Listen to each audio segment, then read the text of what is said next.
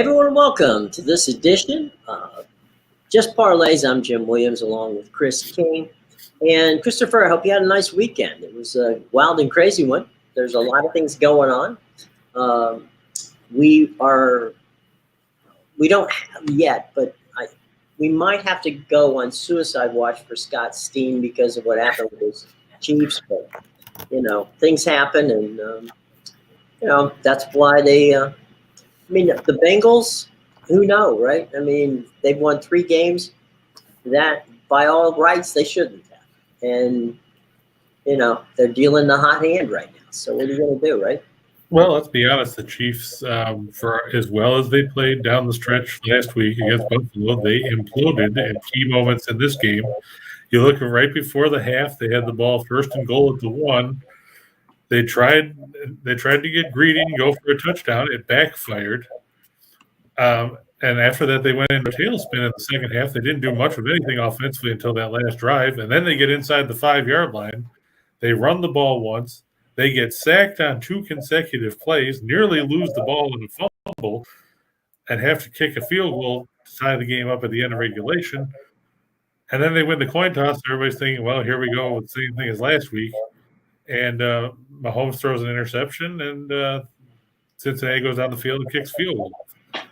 But, the Chiefs don't have anybody to blame but themselves for the way they played the last minute or so of the first half on throughout the rest of the game. And, Mahomes came out and owned it. He didn't try to say anything other than, they came out, they scored 21 points in the first half, and then they were MIA for the second half. So, yeah, it seems like they got flummoxed by a 3-1-7 defense. Like, all of a sudden, that was some new thing. Well, the one thing that Cincinnati did was they made adjustments, and they said, okay, they wanted to weather the storm in the first half. They started talking about the adjustments, from what I understand, in the second quarter. They decided to make slight adjustments in the second quarter, then throw this entirely new thing at them in the third quarter. And it seems to, as you said, a bit of a flummox situation for Patrick Mahomes, who was making throws that in the second half that were very un-Mahomian. They didn't look right. And I'm not saying he was injured or whatever. It had to be a part of it was a defense he hadn't seen.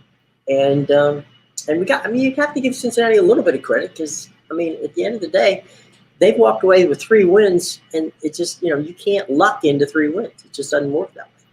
Well, and also Kansas City defensively, where was the pass rush?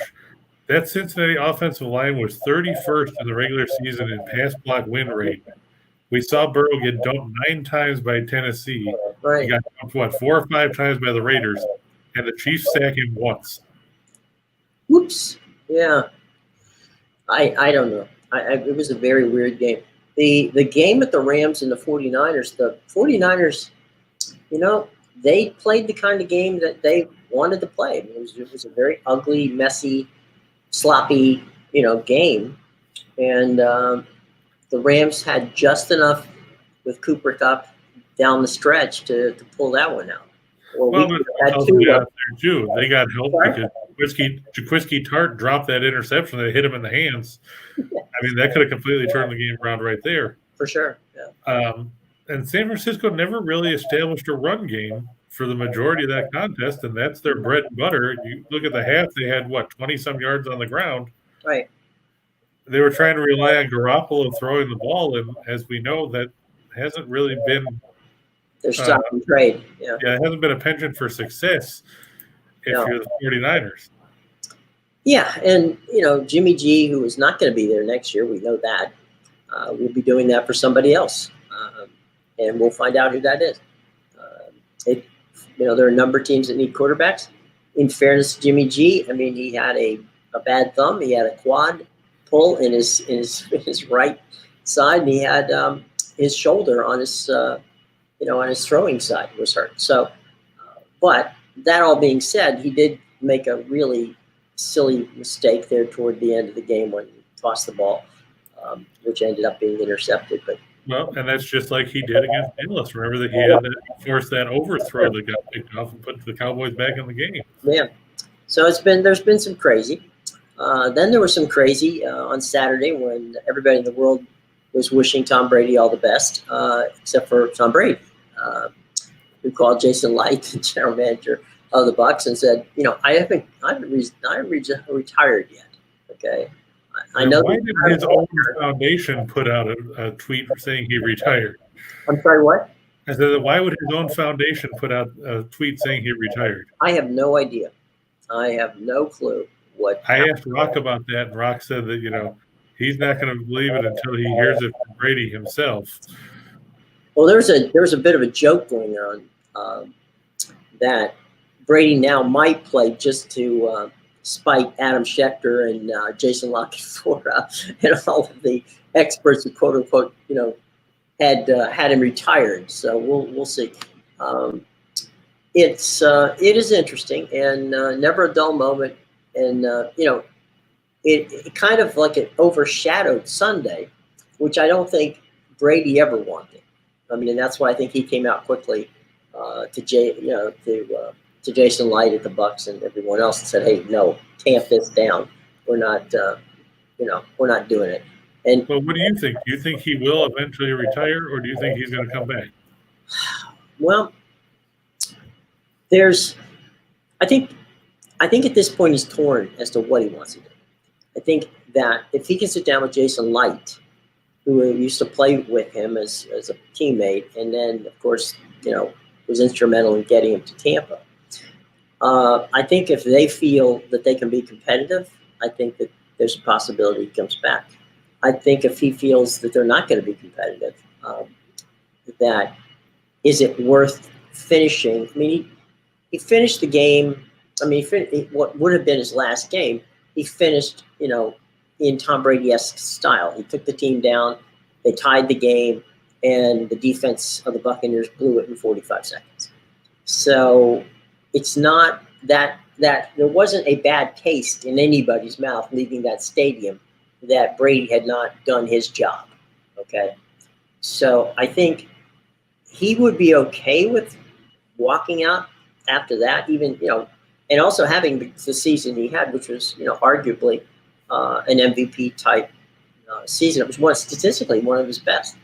So I would think he would be okay with walking away with that. But there's the competitive side of him, which I don't know. He doesn't play golf. There's a lot of things he doesn't do. And, I'm curious as to what are you going to do with that time afterwards. And I think Peyton Manning kind of showed him the way, right? What Peyton did is he didn't go jump into the broadcast booth. He did advertising with, Brad Paisley and that whole situation. He also is now involved in an attempt to buy the Broncos. And I actually wrote a column yesterday saying that I thought it'd be wise for the Glazers, not that I'm spending their money, that it'd be wise for them to offer him a stake in the team and offer him the CEO of, and he and Jason could work together and build the team, because he's going to live in Florida anyway. That would give him an opportunity to stay in football at the highest possible, area. So whether that's, in the cards, I don't know. I truly don't. But I do think that at the end of the day, it's going to be decided by him, and it will be announced by him. And I expect that any announcement that he's going to do is going to come after the Super Bowl. I don't expect him to show up at 4:00 this afternoon and say I'm retiring. So now, if he leaves, does Arians follow suit? Arians has already said that he will coach this year. It's the last year of his contract. So I think Bruce will do that.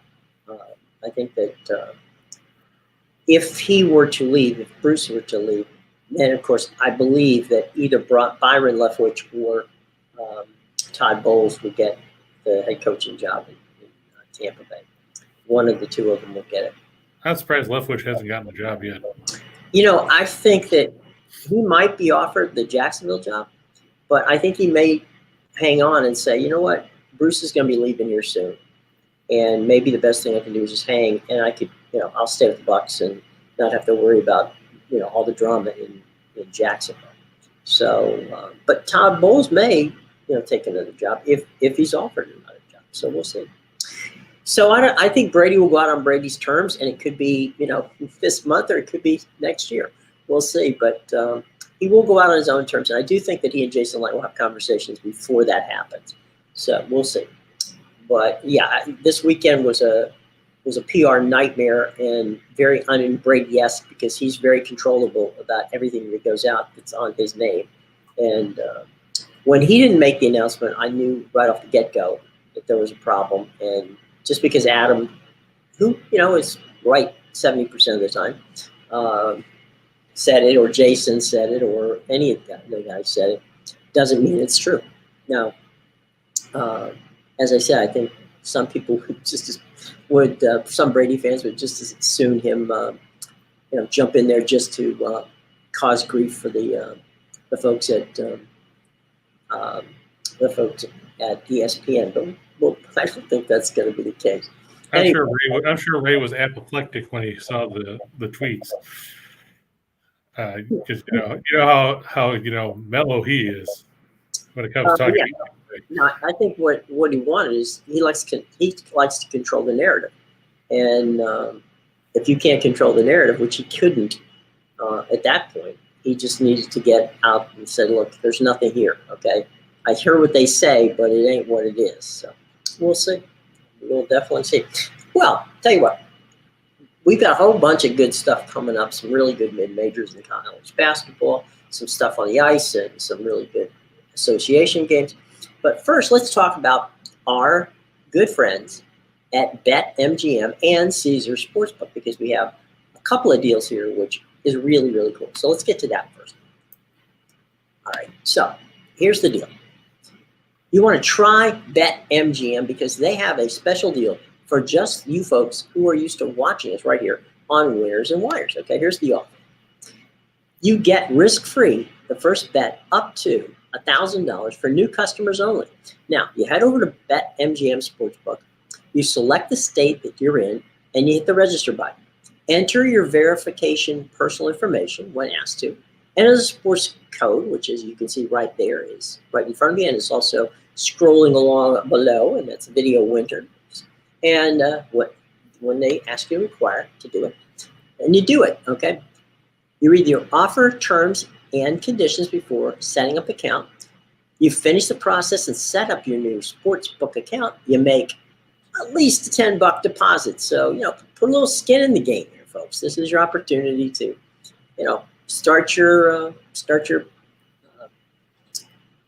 account, at BetMGM. Now, place your first real money wager on any of the sports games that you see out there that you choose. Some of them you might choose for after you see what we're doing here today, okay?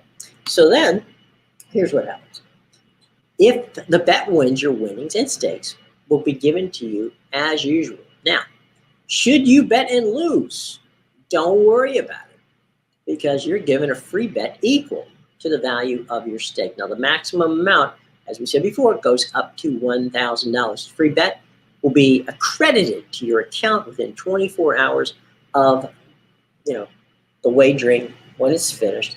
And then the bet will expire 7 days after being issued to your account, and you cannot withdraw it for cash. Now, finally, the link to the offer is in our show box below. You must be 21 years of age to participate. It's available in Arizona, New Jersey, New York, Indiana, Colorado, Tennessee, West Virginia, Iowa, Virginia, Michigan, Pennsylvania, the District of Columbia, and Wyoming. And as always, we say, wager responsibly and wisely. Okay. Now, here's for the folks, Caesars Sportsbook in New York and Louisiana. We welcome the folks down in the Bayou country to our show and to the ability to bet using Caesars Sportsbook. Now, they're going to match up to $1,500 when you deposit $50 or more for the first time in your Caesars account with using the mobile app on your Caesars mobile app phone, okay? The bonus code, which is right there, you can see it. It's in the show box below, and it's scrolling on below, is what you need to do. You click on the link to in the show box. It'll take you out there. All other states, as we said, Caesars is continuing the promo in other states where they're going to match you dollar for dollar for the first bets you make using their sports app. And you must also deposit $50 in your account to activate it. And then, of course, all the information, as I said, is in the show box below. Just follow the prompts. Very simple. And finally, Bet Rivers Sportsbook in Louisiana. Okay. Now, they're going to give you a bonus match up to $250 for your first deposit using their app. So we've got all kinds of things going on. Everything's in the show box below. I got to tell you, it's really fun to see all of these different options you have. And welcome to the state of, welcome to betting to the state of Louisiana. Use your apps, bet on the mobile phone. It is the wisest and easiest way to do it. And we thank MGM, we thank Caesars, and we thank Rivers Casino for participating with us right here at Winners and Whiners and taking care of our people. All right? Okay, cool. Now, we are moving on up to the mid-majors, and we're starting with Wilmington and Drexel. Should be Roger. We've got a question asking us about what we think about Brady Quinn calling Joe Burrow the next Tom Brady. First, I'm going to say this, Jennifer. Consider the source. You're talking about Brady Quinn. What did he do in the NFL? Pretty much nothing. Now, I'm not going to take anything away from what Joe Burrow's done. He's been a terrific quarterback. He's lived up to the number one overall draft pick hype. He's got the Bengals in the Super Bowl. Comparing him to somebody like Tom Brady would be like comparing back in the 80s or the 90s, comparing someone like Drew Bledsoe to Joe Montana. There's not enough of a track record. If Burrow can consistently put up the numbers that we've seen these last 2 years, sure, he might go on that trajectory. But for every guy that's like Brady, there are 3 or 4 guys that are like Todd Blackledge or Tony Eason or Brady Quinn. Or Brady Quinn that do absolutely nothing. I give Cincinnati a ton of credit. They played inspired football. They dug themselves out of a hole. They put themselves into a position where they could win the game. They shut down Kansas City in the second half. They're in the Super Bowl. Good for them. Comparing Burrow to Brady after 2 years, and not even 2 full years, remember he got hurt last season, right, is a little bit early in my opinion. Here's what I would say about that, okay? We all love Dan Marino. Dan was arguably as good a quarterback. I love Dan Marino. What? That's right, fine. You don't have to love the Dan Marino. I love Dan Marino. Fair enough. But my point is this. Danny got in a Super Bowl in his second season in the NFL, and he never once went back again, okay? Credit to the Cincinnati Bengals for doing a couple things. They drafted well. They signed some free agents, which helped them. Yep. They were arguably a year, I would think, behind what they thought was going to be success. And they had it. So now it's a matter of sustaining it, okay? We just talked about Tom Brady. Tom Brady's done it for 20-plus years. Joe Burrow's done it for a year, okay? And he hasn't even finished that yet. So let's, before we anoint anybody, the next whomever, let's let it play out. And you know what? Who knows? He's got the talent. He could very well be the next Tom Brady. But I think if you ask Joe Burrow right now, he's telling you that he's more focused on being Joe Burrow rather than being the next anybody. Right. No, 100% true. And I would be concerned if he wasn't. I'd be concerned if he didn't want to be the best Joe Brady that he could be. And, right now, we saw that so many people had deemed that Aaron Rodgers was the next Tom Brady, and he's not in the playoffs anymore. And we had Patrick Mahomes was the next Tom Brady, and he's not there either. And then Tom Brady was the next Tom Brady, and he's not there either. So, we got Matthew Stafford and we got Joe Burrows, okay? 2 guys that have come about this in 2 totally different ways. So let's don't, I appreciate your enthusiasm and go out there and be a Bengals fan and root old Joe on. But I gotta disagree with Brady Quinn that that he's the As next. long as Joe Burrow doesn't turn out to be the next Brady Quinn, I think everybody will be happy. Yeah, well, as long as he can consistently win in Cincinnati, which it looks like he's going to be able to do. Remember that Cincinnati still has plenty of draft picks and cap money, so they can make that franchise a whole lot better. And that's the scary part if you're in the AFC North, because there's so much indecision in what's going on in Cleveland, Pittsburgh, and Baltimore. Stability in Cincinnati, which is not a phrase that you would heard very much just recently. I don't think Mike Brown would have thought they were going to be in the Super Bowl, but there they are, and they deserved to get there. And you think about Mike Brown when they when Steve Young signed with the Los Angeles Express in the USFL, and they went and Steinberg told them the offer that the Express gave to Steve Young, and asked if they could match it. He said, "Yeah, as soon as they strike oil under Smitty Field, right, the practice field that the Bengals played at." I mean, that just shows you the lack of, like you said, the lack of stability that franchise has had. I mean, it's the first time they've been to the Super Bowl and lost in January of 1989 after the 88 season, when Montana led that drive down 92 yards in a couple minutes to hit John Taylor. In a frozen Pontiac, Michigan. Right. In the amazing dome up there, which I spent way too much time in. All right. So we got UNC Wilmington, the Seahawks, over the Dragons of Drexel, and this game's being played in Wilmington. Right. Drexel's 9-9 this year. The Seahawks are 14-5, and they've been on a tear of late. They're 8-1 at home. Drexel's 3-5 on the road. Like we said, UNC Wilmington, they've won 11 in a row. They swept Northeastern last week, winning on the road 74-68, then followed that up with a 67-62 home win. Then Saturday, they went and took down Hofstra 78-72. They're 8-0 in the CAA. Kyle Siddle's done a really good job with that team. Drexel, they've been up and down. They're coming in off a 66-62 road loss to Towson. That dropped them to 9-9. They're 4-4 in the conference. They do have a great point guard that nobody ever talks about in Cameron Winter. Winter can make things difficult and do his best to keep them in the game.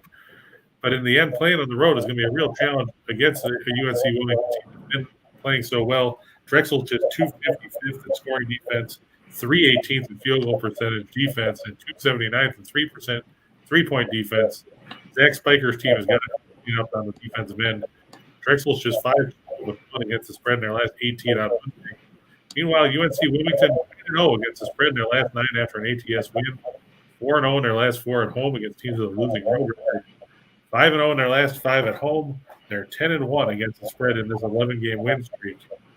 So they're 10-1 in their last 11 following a straight-up win. When you're on a roll like that, it's tough to get knocked off kilter. And Drexel, with their road struggles, you have to give the edge to UNC Wilmington to make it 12 straight wins and improve to 15-5. It's hard to believe that team was 3-5 earlier this season. Yeah, and it looks like the momentum's swinging in their direction, which is good for them. And, right now, if you're going to make a play for the tournament, you better start winning and stacking up those wins. So exactly.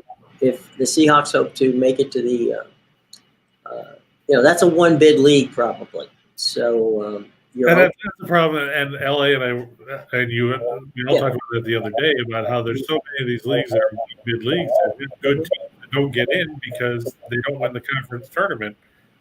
It makes it difficult because you get 7 or 8 teams from these lower conferences where the team is barely 500 in conference play or 8 or whatever in conference play.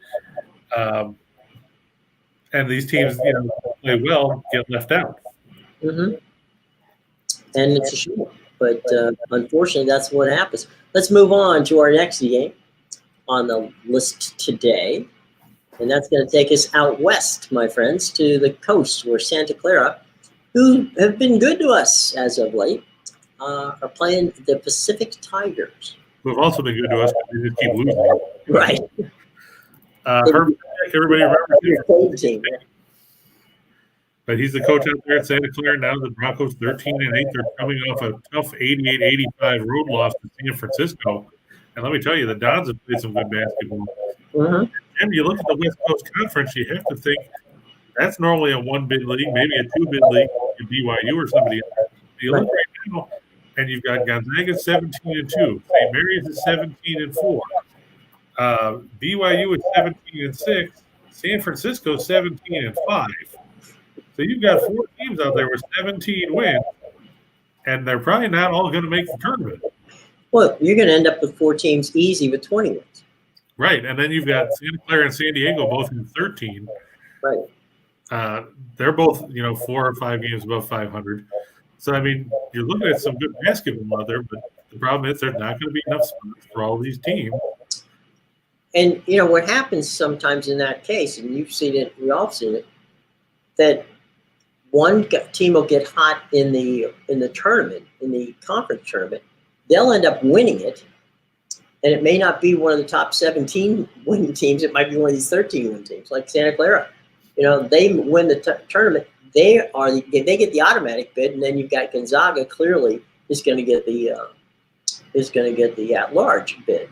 So they're probably going to be a 2-team in there, but you got to hope that it's somebody beating Gonzaga, because Gonzaga otherwise is going to win that tournament, that conference tournament, get the automatic, and then it's going to be everybody and their grandmother trying to get that final second slot. But and one of the good things that could be coming out of this is, we've said this a number of times, the power conferences aren't as powerful as they have been in the past. So maybe, just maybe, that might play to the benefit of the West Coast Conference. But yeah, in this game though, we're talking about Pacific 6-13. They are coming off a whole upset of BYU, but Mm-hmm. Every once in a while, a blind squirrel finds a nut. Right. Santa Clara is 10-3 at home. Pacific 0-7 on the road. They're 307 scoring offense at 65.6 points a game. They're 297 the field goal percentage. They're 327 the 2-point shooting. And you've got to face a Santa Clara team that is good offensively. I mean, that's been Herb Sendek's calling card going back to his Miami of Ohio days. The Broncos are 55th scoring offense, better than 77 points a night. They're 16th in field goal percentage. They're 31st in 3-point shooting. And this goes back to what we talked about last week too, Jim. A mid-major team that is good at the free throw line, 75.3%, 49th in the country. You can't overstate those numbers enough. Pacific 2-12 spread in their last 14 against teams with a winning record. They're 0-6 in their last 6 on the road against teams with a winning home record. They're 0-6 in their last 6 on the road against teams with a home winning percentage better than 600. Jennifer, yeah, Pacific lost by 8 at Portland, but before you try to hang your hat on the fact that they hung against Portland, let's remind everybody, this is a Portland team that brought back no players from last season's team. Everybody graduated or transferred after Terry Porter resigned. It's a brand new team. It's a brand new coach. They're still trying to figure everything out. The Pilots, sure, they played well. They're 11-10. They're 2-4 in the conference. Their 2 wins are over Pepperdine and Pacific. Those 2 teams residing near the bottom of the West Coast Conference standings. There's a big difference between playing Portland and playing a team like Santa Clara or playing Gonzaga. And while they did beat BYU, this was not at home. And like we said, 0-7 on the road. I can't trust a Pacific team. By the way, that 8-point loss they suffered was their second closest road loss of the season, next to a 6-point loss to UC Davis. It lets the team out in the Midwest.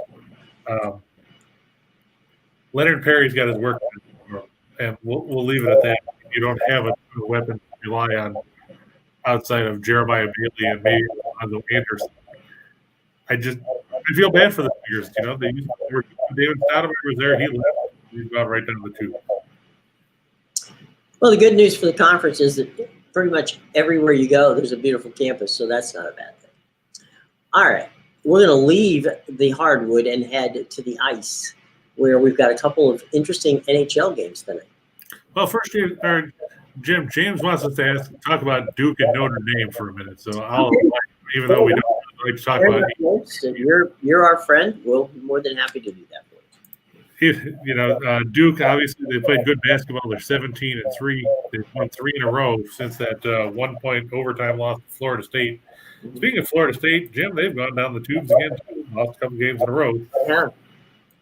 Notre Dame 14-6. They won 4 straight. They beat Virginia Saturday night. They're 7-2 in the ACC, which is surprising. My biggest concern for Mike Bray's team is the same problem that he's had for the last 2 or 3 years. They have no depth. Mm-hmm. I mean, you're looking at a team, they go 7 deep, and that's about it. So you get into foul trouble where, you have somebody, God forbid, get injured, and you're going to be in trouble when you're Notre Dame because you don't have anybody to rely on the bench. I mean, Duke, Duke's got 37 guys, and they're all, they're all Duke guys. As much as Notre Dame played good basketball of late, I don't like the chances here. Even being at home, I know Duke hasn't played much on the road. They're just 2-2 as a road team this season. But Notre Dame's got to contend with the 10th in the nation in scoring offense and 11th in field goal percentage. The depth, I mean, Trevor Keels, I know he's questionable today with a calf injury. He's missed the last 3 games. But you're talking about missing one guy. They still got Paulo Banchero, who hopefully he figured out that basketball is a 2-half game because earlier in the season he'd score 20 in the first half and score 1 in the second. But it comes down to the fact that Duke has depth. Notre Dame doesn't. And I feel bad for them if, Atkinson or Wesley or Prentice don't get in foul trouble because then you go to what? There's pretty much nothing. When you run a 7-man rotation, you're setting yourself up for failure because you're going to burn those guys out. Mm-hmm. Well, James, in your honor, what we want people to do is smash the like button and hit the subscribe button, okay? And hope, and the other thing with Duke is it's the farewell tour for Krzyzewski. So that's kind of a, if there's an intangible there, that might be the intangible. I give Notre Dame credit that they're only a 5-point underdog in this game because with a 7-man rotation, you could be going out of the gym in a hurry, and then what? You don't even have anybody to put in to chew up minutes. Right, makes it even tougher. All right, the water boy. Yeah, exactly. Let's go to the ice. Speaking of water, let's move on to frozen water, and there we got the Panthers and the Blue Jackets, and that is a huge number. It is. It's in Columbus, which doesn't help matters any. Just imagine what this number would have been in Florida. It's been a run of really high numbers around the league. I saw Colorado went off at minus 550 yesterday against Buffalo. We've saw them go off at a minus 600 or so against Arizona. This one went up from what it was. It was at about 240 last night. It's gone to 310. That's why I put the puck line in there, minus 1.5 at minus 120. Florida's 31-9-5. Everybody's happy if you're a Florida fan. I'm personally not, but that's okay. It's good for hockey when you see teams places that don't know what ice is unless it's from in a drink cup. Have some success. Columbus 20-21-1. They're 12-9-1 at home. Florida's 8-6-5 on the road. Columbus played last night in Montreal to beat the Canadiens 6-3. It doesn't move the needle all that much, but the fact that they're playing a second game of back-to-back certainly is a factor. It's going to be Sergei Bobrovsky, 2-4 and 3 of the 250 against 921 save percentage. In net for Florida, Elvis Merzelkins, 14-11-1 with a 318 against the 911 save percentage and 2 shutouts for Columbus. This next line tells you something, Jim. The Panthers are second in the league in goals per game at 4.04. Columbus is ranked 30th in keeping the puck into their own net. That does not bode well if you're the Blue Jackets. Neither does an X line. I was going to say. The last 10 meetings between these teams, the Panthers have picked up a point in all of them. They're 8-0-2. They've won 7 straight meetings. The last 5 have all come by multiple goals, including a 9-2 whipping of the Blue Jackets earlier this month down in Sunrise. Florida's 5-0 in their last 5 against the Eastern Conference. They're 4-0 in their last 4 against the Metropolitan Division. Columbus 1-5 in their last 6 as a home underdog, and they're 0-4 in their last 4 against the Atlantic Division. Congratulations, Columbus. You beat Montreal. Guess what? So is everybody else. Now you can play somebody that actually can play hockey. Yeah. Earlier in the season, they were talking about Sergei Borotsky perhaps being a Vezina candidate, and he hasn't done anything to bear that out. Yeah, he hasn't done anything to tarnish that possibility.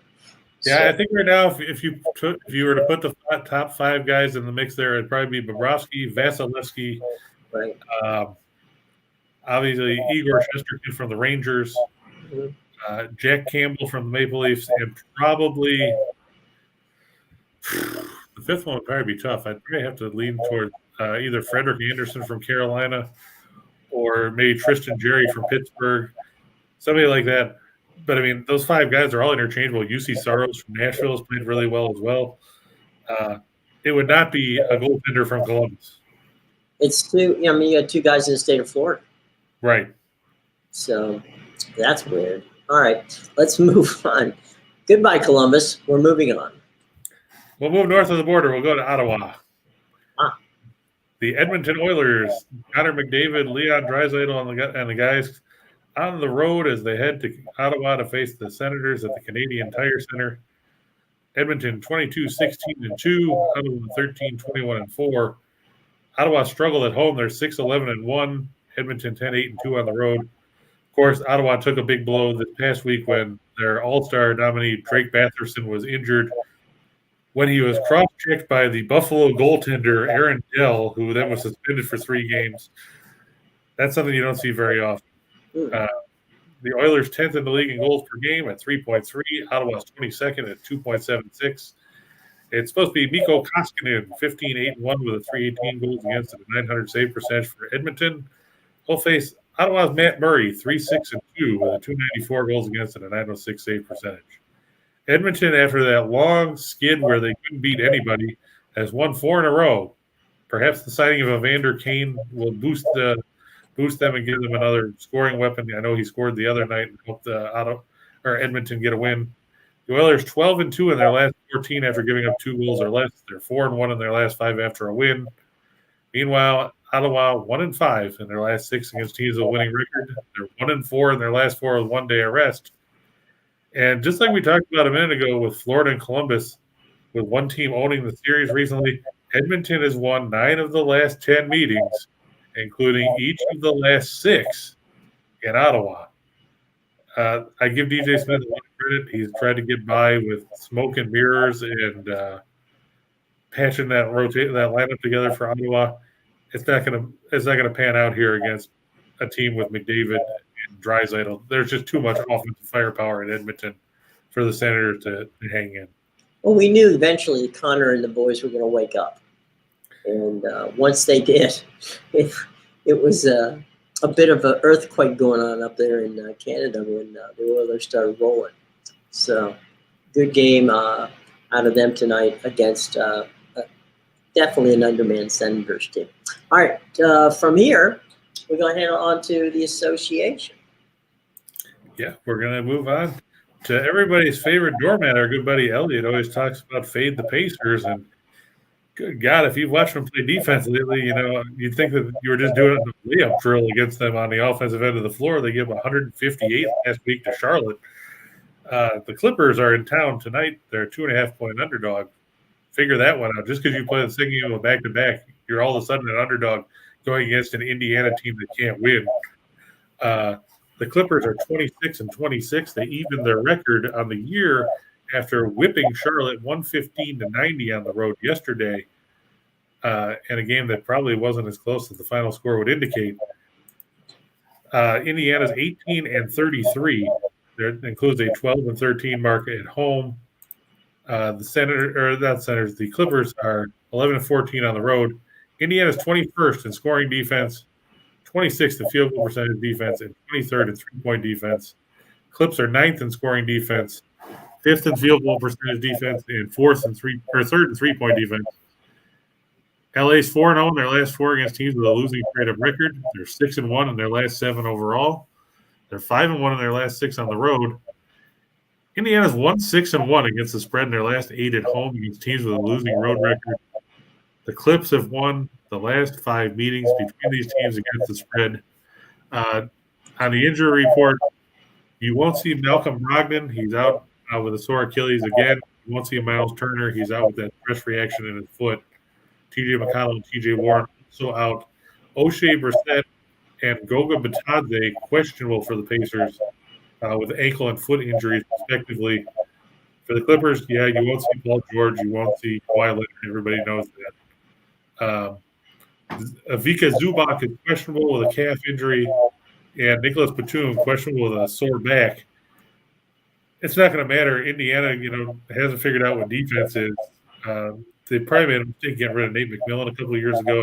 Coach, at least then they had a defensive presence.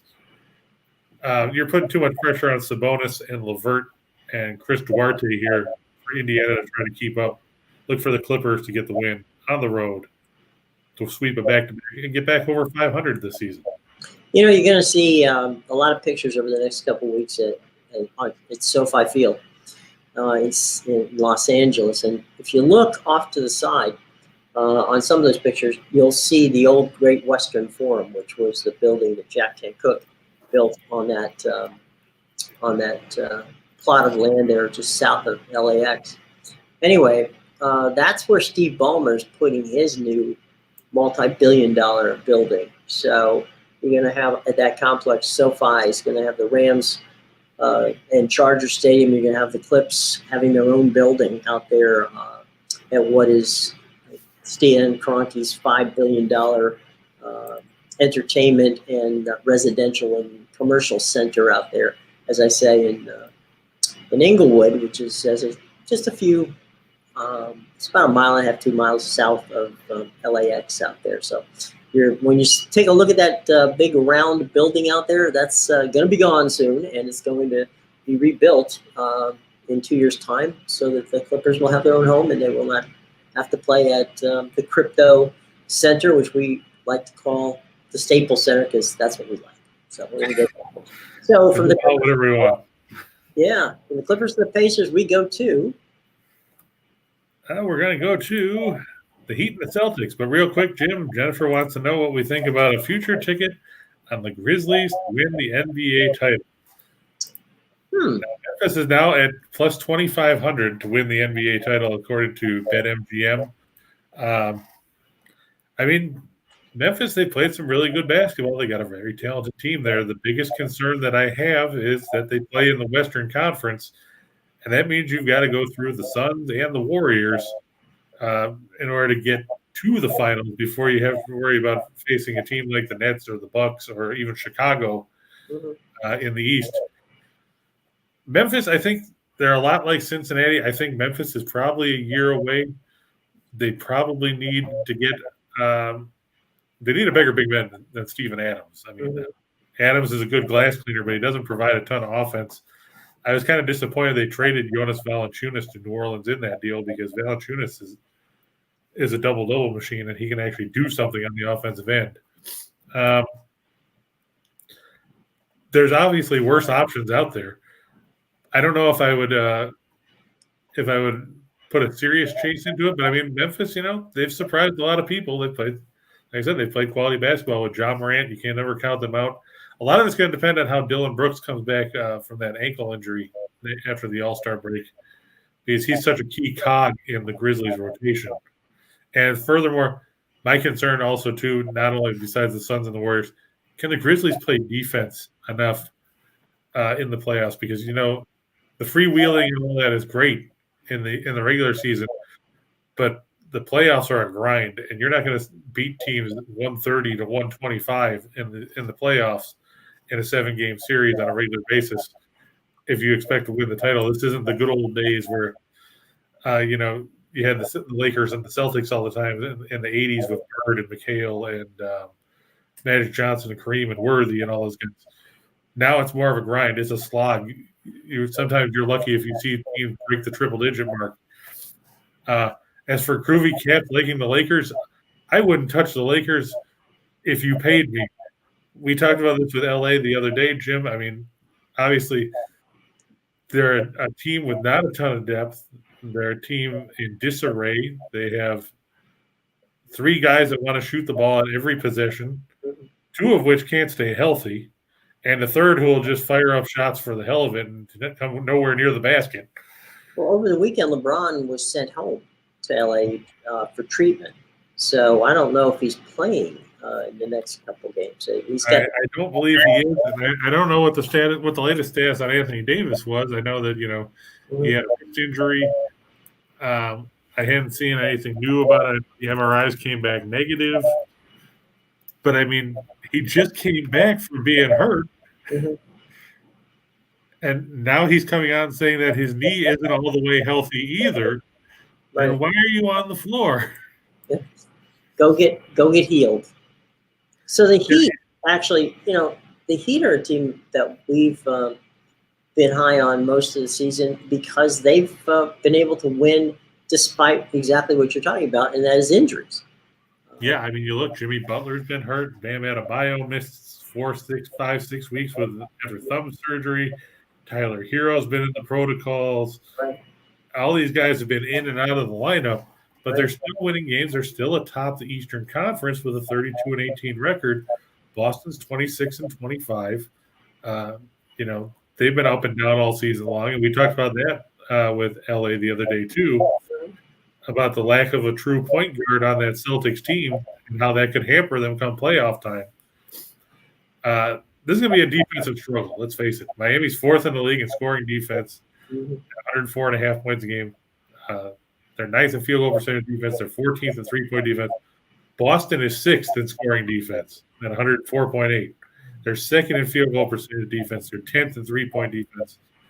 It's going to come down to, depth. And right now, Miami has it because you can rely on Butler, you got Adebayo, you've got Duncan Robinson, you've got Heroes back now, you've got all these guys.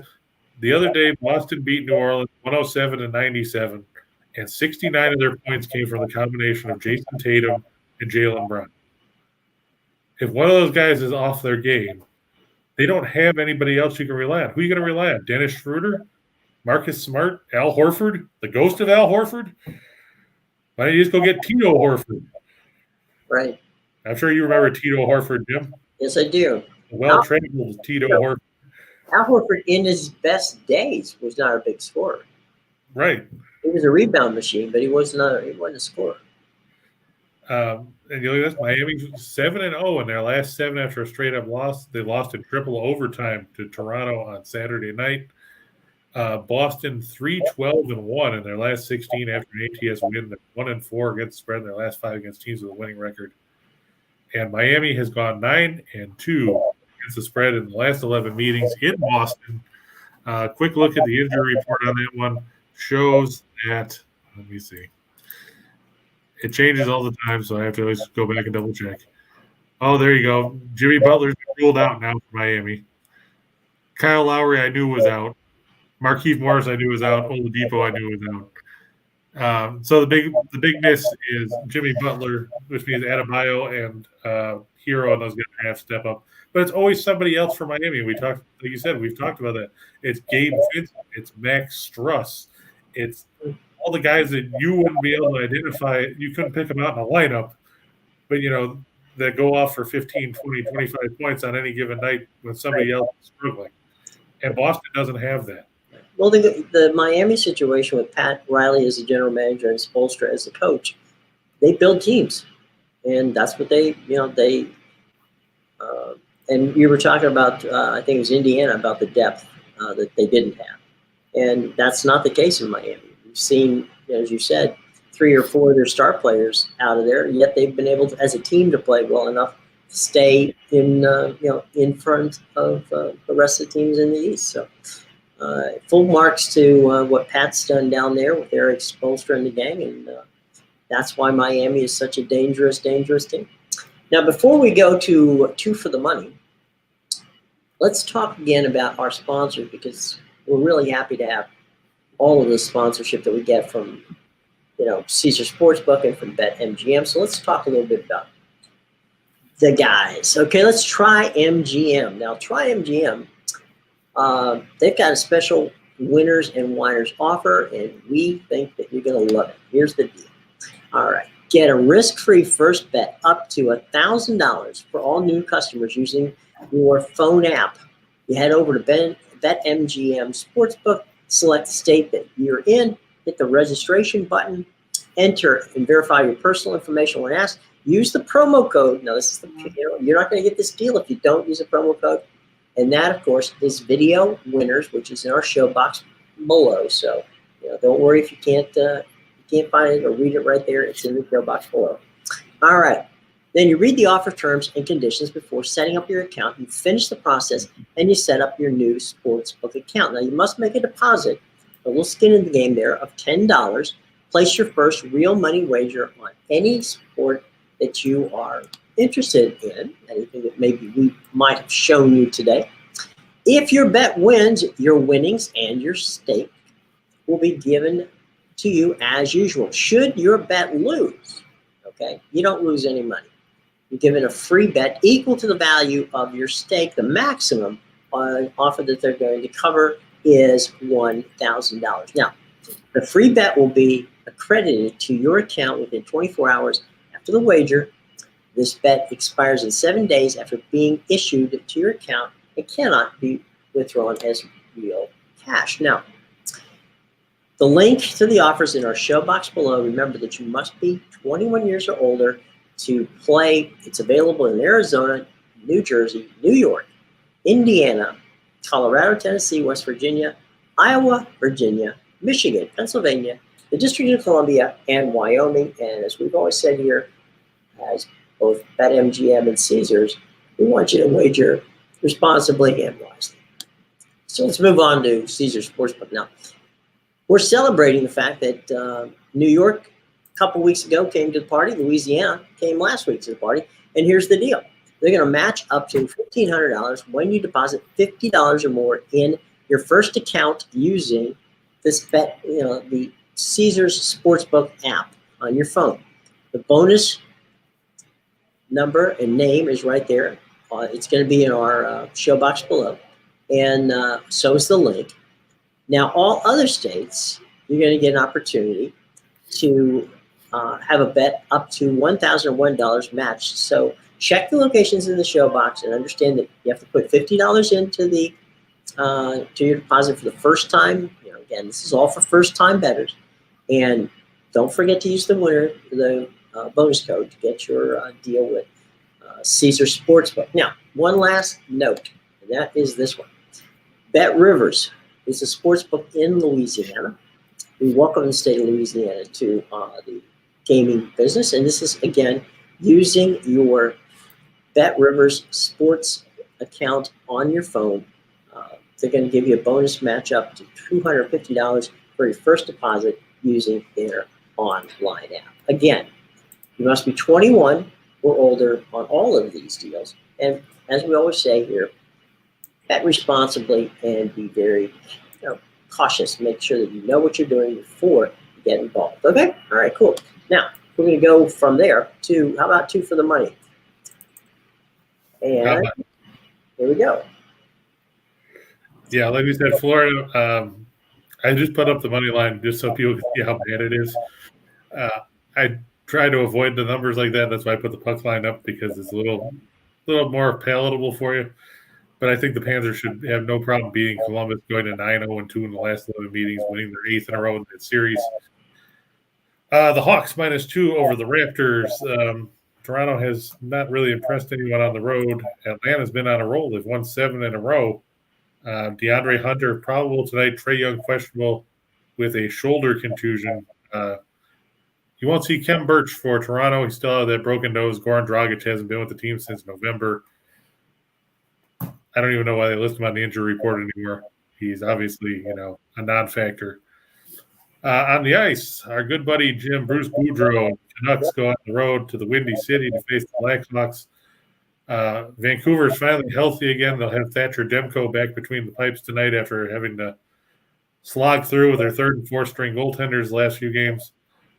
I like them to get the road win over a Blackhawks team that struggles to score, apparently, unless they're playing Detroit. Speaking of Detroit, I had the entertaining time of watching the third period of their game against the Maple Leafs the other night, watching the Red Wings turn a 4-2 lead into a 7-4 loss by giving up 5 third-period goals. Always an entertaining time at the Little Caesars Arena. I'm sure Mickey Redmond didn't have a good time on doing the color commentary, but that's not my fault. And UNC Wilmington, -1.5 over Drexel. We said Seahawks are on a roll with 11 straight wins. Drexel's been up and down. I'm sorry. No, I was going to say I look for the Seahawks to win and make it 12 straight. There you go. All right, so we've had two for the money. Let's go 4 for the show. All right, we've got Golden State over Houston. Anybody have any questions about that? Next one, Santa Clara. Yeah, Santa Clara over Pacific. Like we said, the Tigers 0-7 on the road. I like Santa Clara's basketball. They play good offense. Sendek's team is motivated. They want to bounce back from that tough loss to San Francisco on the road. Pacific got a win over BYU, but it came to Pacific. Let me see the Tigers do something on the road, and maybe I won't put them in this spot. But as it stands, I'm going to take the Broncos. We said Edmonton has won 9 of the last 10 meetings over Ottawa, including the last 6 in Ottawa. Connor McDavid and Draisaitl, they've won 4 in a row. Look for them to make it 5 as they roll past the Sens here. And finally, Iowa on the road at Penn State at the Bryce Jordan Center in University Park. Look for Keegan Murray to have a big game for the Hawkeyes. Penn State struggles and comes up with a loss. Jennifer, the Pistons win over Cleveland was a fluke. Let's face it, Detroit is not a good basketball team. I'm not going to mince any words. For Cade Cunningham to post a triple-double after he had no points in the first half is one of those things that you're not going to see on a regular basis. I think also, the fact that Cleveland will play the front half of a back-to-back because they played New Orleans tonight. I think they got a little complacent. They thought that that was going to be an easy win for them. And sometimes, when you overlook somebody, they come back and bite you, and that's the case that happened there. I don't expect to see Cleveland blow a lead going into the fourth quarter like they did. I mean, if you look, Cleveland jumped out in that game. It was 15-0, 4 minutes into the game. I think at that point they figured it was over and didn't expect that Detroit was going to try and mount a comeback. And, let's face it, if you break it down, Cleveland scored 7 points in the last 6.5 minutes. That's not going to happen on a regular basis. So kudos to the Pistons for pulling that one out. But if you play that game 50 times, Detroit might pull it out of there twice with the way things went. Okay, let's go to our menu where you can pick a little bit of everything here. And James, here, that answers your question right there on the top line. You asked if I thought that Vermont was giving too many points against Albany. I don't. The Catamounts play very good basketball. They're underrated because nobody ever talks about the America East Conference unless you're us, because everybody else just is like, what's the America East Conference? But John Becker, he's done a good job up there again in Burlington. The Catamounts have won 9 in a row. They're coming off a 13-point win over Maine. They're 7-0 in the America East. They've beaten pretty much everybody by double figures of late. You look at their last wins. Their last single-digit win was a 5-point win over Brown on December 10th on the road. They beat Colgate by 10. They beat New Hampshire by 14. They beat Stony Brook by 33. Remember, we told you Stony Brook goes to Vermont to get maple syrup, get beat, and go back home and eat pancakes. Then they beat UMBC on the road by 17. They beat the New Jersey Institute of Technology by 26. Then they beat Hartford by 10, Stony Brook by 13, Maine by 13. It's hard to argue with a team that's 10th in the league or 10th in the nation at effective field goal percentage of 56%. They're fifth in 2-point shooting at 58.1, and they don't turn the ball over. That's usually good success or a good trend for success. I know Albany's won a couple in a row. They beat UMass Lowell in overtime. They beat NJIT. They won 5-6. But in that 5 of 6 stretch, 2 of the wins were over Massachusetts Lowell. 2 of the wins were over the New Jersey Institute of Technology. The other over UMBC. They lost to Stony Brook in that stretch. None of those teams are at the level of Vermont. I look for the Catamounts to steamroll Albany, who's just 330 in offensive efficiency this season. San Diego State, we've talked about them, Jim, before. They're facing New Mexico at home. The Lobos, they beat the San Jose State the other day at home, but this one's on the road. Brian Dutcher's team 9-1 at the Viejas Arena this year. I look for the Aztecs to stifle the Lobos there. And then we got a couple games from, another small conference nobody ever talks about. I look for Florida A&M, the Rattlers, Robert McCullum. His team's played some good basketball of late. And watch out for them. They've won now 6 in a row after starting the year 2-11. They come off a 65-60 win at Alabama A&M. They're going to face Alabama State tonight on the road. I like them with the points against the Hornets, coached by former NBA player Mo Williams. Speaking of the small teams there, Norfolk State, -3. The Spartans are 15-4. They're going to go on the road and face Lavelle Moton and North Carolina Central. I look for the Spartans to pick up a tight win in that one to improve to 16-4 on the season. Cleveland on the NBA hardwood, like we said, they lost that game yesterday to Detroit. I don't think they're going to overlook the Pelicans the way they overlooked the Pistons. They're playing at home. Look for the Cavs to get the win there. The Knicks over Sacramento. It's one of those games where you hate both teams equally. Marvin Bagley out for the Kings. Terrence Davis also out for the Kings. De'Aaron Fox is questionable. If he doesn't play, Sacramento's in trouble. I mean, even when he did play last week, we watched them lose by 53 to the Celtics. In the game that nobody wants to watch, the Portland Trailblazers, -4 over the Oklahoma City Thunder. In case you don't know, Portland obviously won't have Damian Lillard and Larry Nance, but Oklahoma City won't have leading scorer Jake Gilgeous-Alexander. He's out until after the All-Star break with a sprained ankle.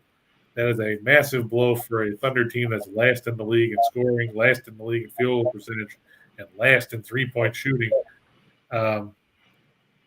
That's enough to tip the needle towards Portland. On the ice, the Maple Leafs, like we said, off that fresh off that 7-4 win over Detroit. It won't be Mrazek and net again, thank God. It'll be Jack Campbell against John Gillies for the Devils. I like for the Leafs to go on the road in New Jersey and pick the win at the Prudential Center. Anaheim, -110 over Detroit. It should be John Gibson and Alex Nedeljkovic for the Red Wings. And I look for Florida and Columbus to go over 6.5. Like I said, the last meeting was 9-2. I expect it's going to be another high-scoring game between those teams tonight. There you go. Any final thoughts before we jump out? Any final questions? Class, you've got the opportunity here. Elliot, you didn't fade the Pacers? You're not going to take the Clippers? I mean, come on. You talk about we fade the Pacers all the time. We highlight that pretty much whenever we see Indiana on the schedule. Memphis against Philadelphia is going to be an interesting matchup tonight. The 76ers, last I saw, were a 4-point favorite. I'm not sure if that's shifted at all yet. Let me take a look at the quick injury report. Update says, let's see, is there anything on here? Milwaukee, Boston, there we go. Dylan Brooks obviously out. Tyus Jones is questionable. Yves Pond is now the G League for Philadelphia. Seth Curry is probable with a stiff back, but Joel Embiid will be rested tonight. So that's a big dent for the 76ers. Of course, Shake Milton's still out with a back injury. Paul Reed down the G League. Ben Simmons, we all know about him. Furkan Korkmaz is questionable. I would probably take the extra points with Memphis, especially without Embiid. I mean, he's been on a real tear for Philadelphia of late. I'm surprised they're giving him a day off here. But, yeah, I would probably take Memphis with points in that contest. And Elliot said, you're right. Fade the Pacers. Absolutely. Well done, Elliot. But yeah, I do like that parlay you've got there, Elliot, Duke, Memphis, and the Leafs. New Jersey, they're too up and down for me. They're a young team. They'll get better. As long as they don't get better tonight, that's fine with me. They can get better after the All-Star break when I don't have to worry about seeing them. There you go. Yeah, Duke, we talked about Notre Dame having a short rotation and everything. So Duke should be able to take care of them. And like we said, with Embiid out for Philadelphia, that's a big blow for the 76ers and can only help Memphis. There you go. All right, gang. Thank you very much for joining. Thanks to Chris King for his insights and all of the information. By the way, if for somehow you happen to miss it, don't worry about it. You can catch it by going right back here, or you can catch our podcasts, which you can find on Spotify, you can find it on Spreaker, and just about wherever you get your podcast. So if you miss us, don't worry. You'll find us on either here, or you can find us on our podcast. All right. Either way, we are Just Parlays with Chris King. I'm Jim Williams. We will see you tomorrow at 1:30. Come on. Don't forget to go tell a sorry brother to Scott Steen so he can see just how much fun it is to be on the losing side of a game in overtime. 3 o'clock. It's back to the window with Scott and just drop by and pay your respect. You can all point it at Reichel and laugh like Nelson Muntz from The Simpsons because he's a Jets fan and they don't know what the playoffs are. Even the Bengals know more about that. All right, guys and gals, thanks for joining us. Greatly appreciate it. Again, watch the boys on at 3 o'clock. They're very entertaining right here on the Winners and Whiners Sports Betting Network. For Chris King, I'm Jim Williams saying so long. We'll see you tomorrow, guys.